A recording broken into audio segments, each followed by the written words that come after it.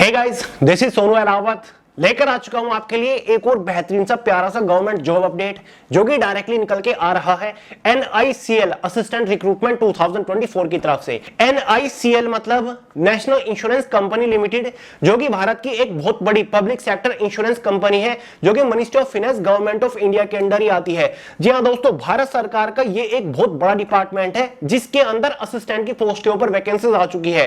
All India की vacancy है, mail और फीमेल दोनों ही कैटेगरी कैंडिडेट के लिए एकदम बिंदास वैकेंसी रहने वाली है। तो आगे इस वीडियो में इस वैकेंसी के रिगार्डिंग कंप्लीट डिटेल्स आपको प्रोवाइड करूंगा। पोस्ट और वैकेंसीज के बारे में तो बात करेंगे ही, साथ ही दोस्तों इंपोर्टेंट डेट्स को भी डिस्कस करेंगे। ऑनलाइन फॉर्म कब से स्टार्ट हो रहे हैं, लास्ट डेट क्या है, एग्जाम कब तक कंडक्ट कराया जाएगा।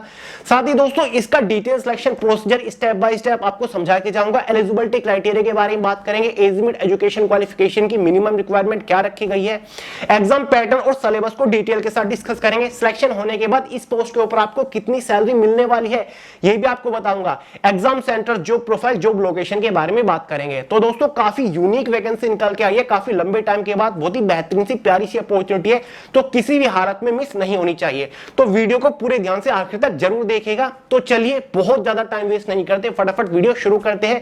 बट उससे पहले आपको एक छोटी मगर मोटी इंफॉर्मेशन दे दूं, जितने भी लोग यहां पर रेलवे NTPC एग्जाम की तैयारी कर रहे हैं उनके लिए एक स्पेशल अनाउंसमेंट होने जा रही है 1 नवंबर 2024 को शाम 5 बजे इसी चैनल के ऊपर।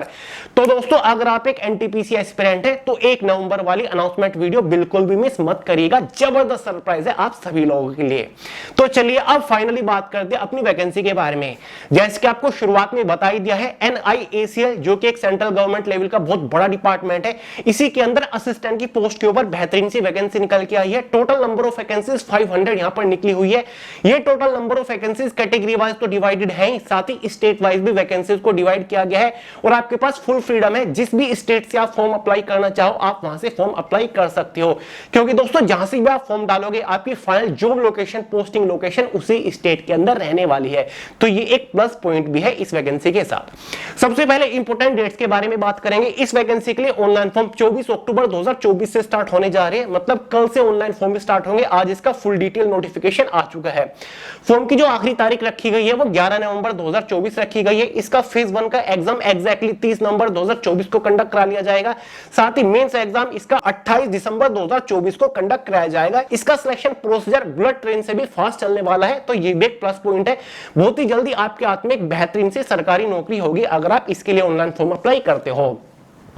बात करते हैं फॉर्म फीस के बारे में। जनरल OBC EWS वालों के लिए 850 रुपए फॉर्म फीस चार्ज किए गए हैं। STC PH वालों के लिए केवल 100 रुपए फॉर्म फीस यहां पर चार्ज किए गए हैं। बढ़ते हैं एलिजिबिलिटी क्राइटेरिया की तरफ। सबसे पहले एज लिमिट को डिस्कस करेंगे, उसके बाद एजुकेशन क्वालिफिकेशन को देखेंगे। जनरल वालों के लिए मिनिमम एज लिमिट 21 साल है, मैक्सिमम 30 साल रखी गई है। जो आपकी एज कैलकुलेट होगी वो एज ऑन 1 अक्टूबर 2024 तक होने वाली है। सीधा सीधा समझ लीजिए, अगर आप जनरल कैटेगरी से बिलोंग करते हैं तो जरूरी है कि आपका जन्म 1 अक्टूबर 1994 से लेकर के 1 अक्टूबर 2003 के बीच में हुआ होना चाहिए, तो भाई आप एलिजिबल है। बाकी OBC ST SC वालों को एज में रिलैक्सेशन मिल जाएगा। OBC वालों को 3 साल का मिलेगा, ST SC वालों को 5 साल का एज में रिलैक्सेशन देखने को मिल जाएगा। फाइनली एजुकेशन क्वालिफिकेशन की तरफ बढ़ते हैं, जो कि बिल्कुल भी कॉम्प्लिकेटेड नहीं है। देखिए दोस्तों, अगर आपने कोई भी बैचलर डिग्री पास कर रखी है तो भाई आप एलिजिबल है, आप फॉर्म अप्लाई कर सकते हैं। कोई भी मतलब कुछ भी अगर आपने कर रखा है ग्रेजुएशन के नाम पर, BA BSc BCom BCA BBA कुछ भी आपने कर रखा है तो भाई आप एलिजिबल है। फिर चाहे आपने किसी भी स्ट्रीम से कितने भी नंबर के साथ अपनी ग्रेजुएशन पास कर रखी हो तो भाई आप फॉर्म अप्लाई कर सकते हैं। समझ गए। फाइनली सिलेक्शन प्रोसीजर को डिस्कस करेंगे, यानी कि जब आप ऑनलाइन फॉर्म अप्लाई कर दोगे फाइनल सिलेक्शन लेने तक आपको किस किस स्टेज से होकर गुजरना पड़ेगा। बेसिकली इसका कंप्लीट सिलेक्शन प्रोसीजर 2 ही मेजर स्टेज के ऊपर टिका हुआ है। स्टेज फर्स्ट, जिसमें आपका एक प्रीलिमिनरी एग्जाम कंडक्ट कराया जाएगा, जस्ट क्वालिफाइंग नेचर है, 100 नंबर का है, क्वालिफाई करके आगे बढ़ना है। स्टेज सेकंड में आपका एक मेंस एग्जाम कंडक्ट कराया जाएगा जो कि इंपॉर्टेंट है, बस। और कोई मेजर स्टेज इसमें नहीं है, कोई इंटरव्यू, कोई डिस्क्रिप्टिव पेपर यहां पर आपका नहीं रहने वाला है। बिना इंटरव्यू वाली ये सरकारी नौकरी है। स्टेज फर्स्ट के बारे में बात करेंगे। 3 सब्जेक्ट एग्जाम में देखने को मिलेंगे और ये एग्जाम आपका एग्जैक्टली 30 नवंबर को कंडक्ट कराया जाएगा। पहला सब्जेक्ट इंग्लिश लैंग्वेज का रहेगा। 30 क्वेश्चन 30 नंबर के अंदर आएंगे। इन 30 क्वेश्चन को सोल्व करने के लिए 20 मिनट अलग से आपके पास रहेंगी। दूसरा सब्जेक्ट रीजनिंग का रहेगा। 35 क्वेश्चन 35 नंबर के अंदर 20 मिनट। तीसरा subject quantitative aptitude 35 question 35 number के अंदर 20 मिनट। इसी के बेसिस पर प्रीलिमिनरी एग्जाम में 100 क्वेश्चन 100 नंबर का पेपर और 60 मिनट ओवरऑल क्वेश्चन पेपर की टाइम ड्यूरेशन 1/4 के एग्जाम में नेगेटिव मार्किंग भी होगी। एग्जाम आपका बायलैंग्वेज हिंदी और इंग्लिश में रहने वाला है। प्रीलिमिनरी एग्जाम होने के बाद एक इनिशियल क्वालिफाइंग कट ऑफ बनेगी जो कि कैटेगरी वाइज और स्टेट वाइज बनने वाली है और ये जस्ट एक क्वालिफाइंग मेरिट रहने वाली है, यानी कि प्रीलिमिनरी एग्जाम के जो मार्क्स होंगे वो फाइनल मेरिट में ऐड नहीं होंगे, जस्ट आपको क्वालिफाई करने आगे बढ़ना है। ठीक है, ये मार्क्स डिसाइड करेंगे कि क्या आप सेकंड स्टेज मेंस एग्जाम के लिए क्वालिफाई कर रहे हो फिर नहीं कर रहे हो। और दोस्तों ये इनिशियल क्वालिफाइंग मेरिट इस तरीके से बनाई जाएगी ताकि टोटल नंबर ऑफ वैकेंसीज के 15 टाइम्स यानी कि 15 गुना कैंडिडेट्स को क्वालिफाई किया जा सके। ठीक है, उसके बाद आपको मेंस एग्जाम के लिए बुलाया जाएगा जो कि एग्जैक्टली 28 दिसंबर 2024 को कंडक्ट कराया जाएगा।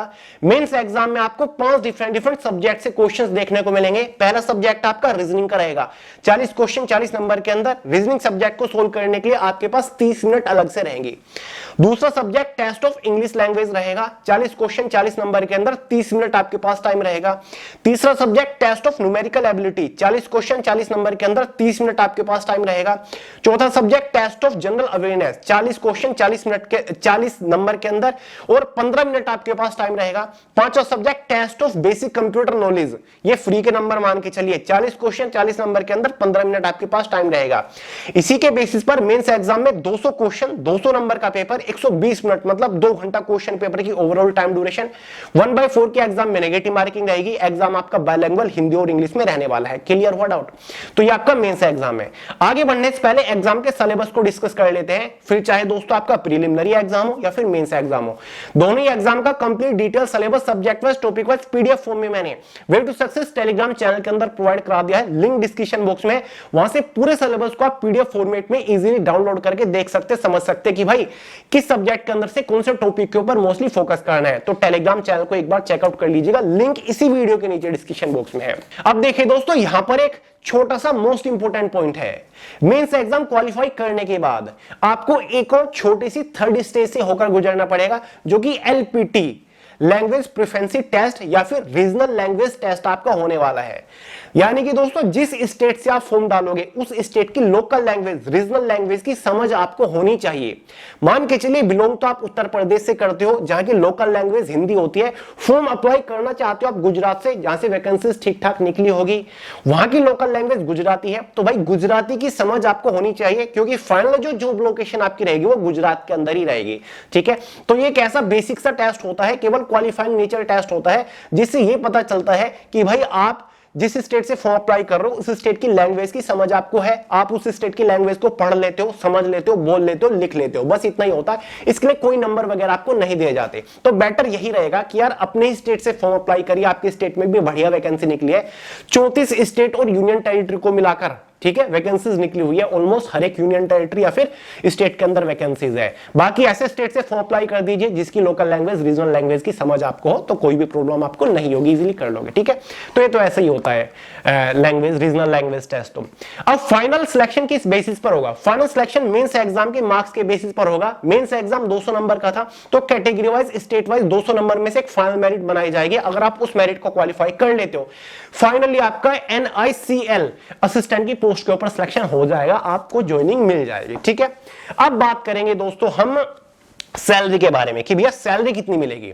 जस्ट आफ्टर सिलेक्शन इस पोस्ट के ऊपर आपकी इनिशियल इन हैंड सैलरी 39 से 40,000 रुपए के आसपास रहने वाली है। ठीक है, सैलरी काफी बेहतरीन सी प्यारी सी है। 39 से 40,000 रुपए आपकी इनिशियल इन हैंड सैलरी रहेगी। जस्ट आफ्टर सिलेक्शन पहले महीने से आपको इतनी तनख्वाह मिलनी शुरू हो जाएगी। क्लियर है? Exam centres all over India के अंदर आपके रहेंगे। जब आप ऑनलाइन फॉर्म अप्लाई कर रहे होंगे आपके पास एक ऑप्शन रहेगा जहां पर आप एग्जाम सेंटर को प्रेफरेंस दे सकते हो। एग्जाम सेंटर्स की सारी जानकारी नोटिफिकेशन में दे रखी है कि भाई कौन से स्टेट के अंदर कौन कौन से शहर के अंदर आपको एग्जाम सेंटर देखने को मिल जाएगा, तो नोटिफिकेशन चेकआउट कर लीजिएगा।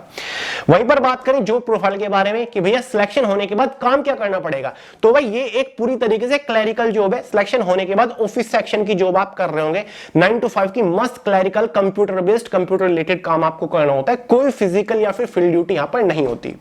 जॉब लोकेशन क्या रहेगी बता चुका हूं, जिस भी स्टेट से आप फॉर्म डालोगे उस स्टेट में आपकी final job location posting location रहेगी। भैया प्रोबेशन पीरियड भी है क्या कुछ? यस, 6 महीने का आपका इसमें प्रोबेशन पीरियड भी रखा गया है, जो कि काफी बढ़िया बात है, वरना 2-2 साल के प्रोबेशन पीरियड होते हैं, यहां पर केवल 6 महीने का है। प्रमोशन अपॉर्चुनिटी बहुत ही बेहतरीन है। 5 से 6 साल के अंदर ही असिस्टेंट की पोस्ट से आप ऑफिसर स्केल फर्स्ट या फिर एडमिनिस्ट्रेटिव ऑफिसर की पोस्ट के ऊपर आप पहुंच जाओगे। NICL के अंदर एडमिनिस्ट्रेटिव ऑफिसर की एक पोस्ट होती है, काफी हाई लेवल की पोस्ट होती है, जहां से आप पूरी ब्रांच को हेड कर रहे होते हैं। तो भाई आप एडमिनिस्ट्रेटिव ऑफिसर या फिर इसके ऑफिसर स्केल फर्स्ट की पोस्ट के ऊपर पहुंच जाओगे। दोनों पोस्ट सेम ही है आपके, तो काफी बढ़िया। उस पोस्ट का जो बेसिक पे होता है ना, सॉरी इनिशियल पे होता है, वो आपका 88,000 रुपए होता है। तो 5 से 6 साल के अंदर आपको प्रमोशन मिल जाता है। प्रमोशन अपॉर्चुनिटी काफी बेहतरीन है। तो ये मैंने आपको संपूर्ण जानकारी दे दी इस नई वैकेंसी के बारे में। काफी बेहतरीन सी प्यारी सी वैकेंसी है। फर्स्ट टाइम ही इस डिपार्टमेंट के अंदर इस पोस्ट के ऊपर वैकेंसी निकल के आई है, तो आपको मिस नहीं करनी है। कोई डाउट हो, कोई सवाल अगर अभी भी रह गया हो तो कमेंट करके पूछ लीजिएगा, वरना सोनू हेलाफ्ट के नाम से इंस्टाग्राम के ऊपर भी आपको मिल जाऊंगा। तो चलिए दोस्तों, इस वीडियो में इतना ही था। पसंद आई हो लाइक करिएगा, दोस्तों के साथ शेयर करिएगा, चैनल को सब्सक्राइब करना मत भूलिएगा। मिलते हैं अगली वीडियो में बहुत ही जल्द, तब तक के लिए जय हिंद।